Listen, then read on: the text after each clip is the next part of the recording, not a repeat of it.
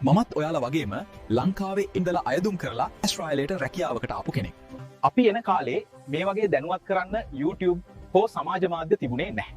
අපි ඒ කාලේ පත්තරවල යන දැන්වීම් බලලා තමයි ගොඩක් අමාරුවෙන් මේ තොරතුරු හොයාගත්තේ. හැබැයි අද ඔබට තාක්ෂණය නිසා ඒ හැමදේම ගොඩක් ලේසි වෙලා තියෙනවා. ඒශ්‍රායලයේ ප්‍රතිසංස්කරණ ක්ෂේත්‍රයේ දැන් විශාල රැකියා ඇබෑර්තු ප්‍රමාණයක් විවෘත වෙලා තියෙනවා. කපරාරු සහ ටයිල් වැඩ සඳහා පමණක් ශිල්පීන් 1700කට වැඩි පිරිසක් මේ පාර බඳවා ගන්නවා. පොදු වැඩ, ජිප්සම් බෝඩ් සහ බ්ලොක්කල් බැඳීම සඳහාව තවත් අවස්ථා රැසක් තියෙනවා. සමහරු කියනවා ඇස්ට්‍රේලියාවේ යුද්ධය නිසා යන්න බයයි කියලා. ඒත් ඒක ගැන වැඩි හිතන්න එපා. අමතක කරන්න එපා. අපේ ලංකාවෙත් අවුරුදු 30කට වඩා යුද්ධය තිබුණා. ඒත් අපි නොමැරී ජීවත් වුණානේ. කොහේ හිටියත් වෙන්න තියෙන දේ වළක්වන්න බෑ.